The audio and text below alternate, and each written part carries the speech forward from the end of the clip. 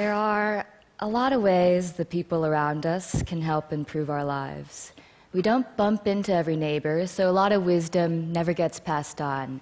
But we do share the same public spaces. So over the past few years, I've tried ways to share more with my neighbors in public space, using simple tools like stickers, stencils, and chalk. And these projects came from questions I had like, how much are my neighbors paying for their apartments? How can we lend and borrow more things without knocking on each other's doors at a bad time? How can we share more of our memories of our abandoned buildings and gain a better understanding of our landscape?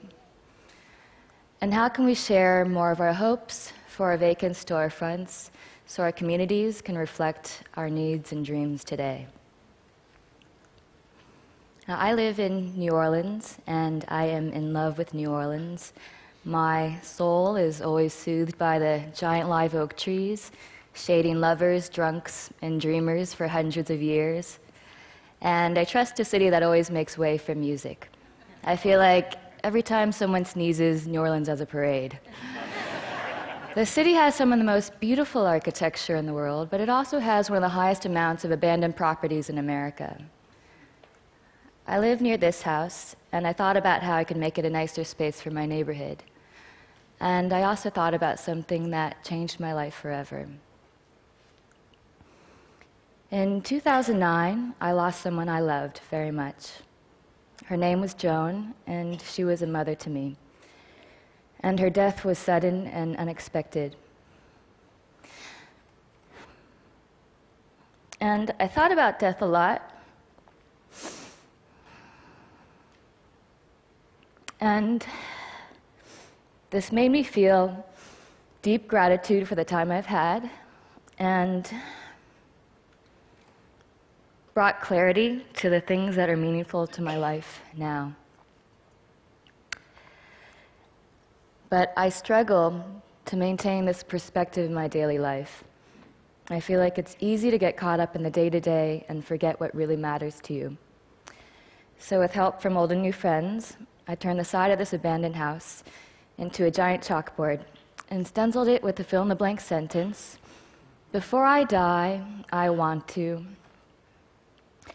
So anyone walking by can pick up a piece of chalk, reflect on their lives, and share their personal aspirations in public space.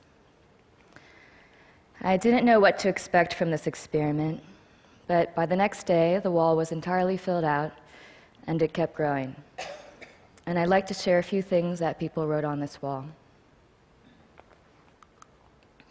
Before I die, I want to be tried for piracy.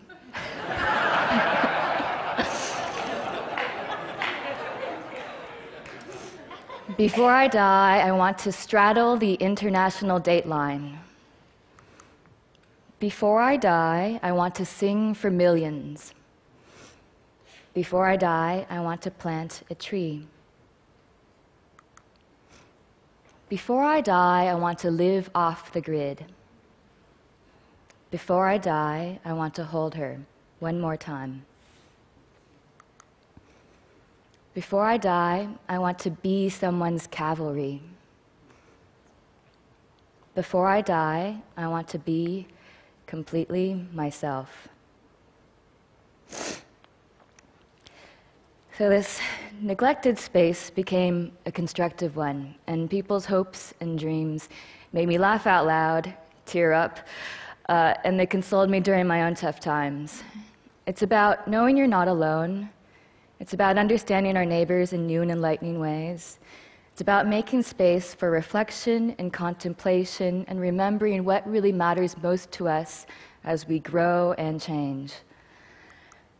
I made this last year and started receiving hundreds of messages from passionate people who wanted to make a wall with their community. So my Civic Center colleagues and I made a toolkit, and now walls have been made in countries around the world, including Kazakhstan, South Africa, Australia, Argentina, and beyond.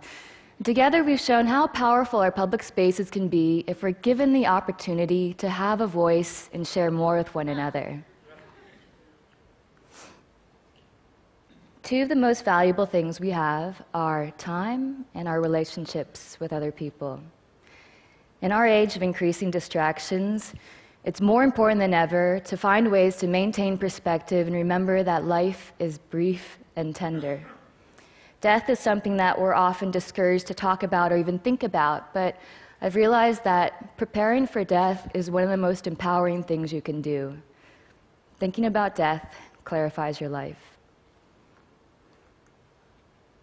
Our shared spaces can better reflect what matters to us as individuals and as a community.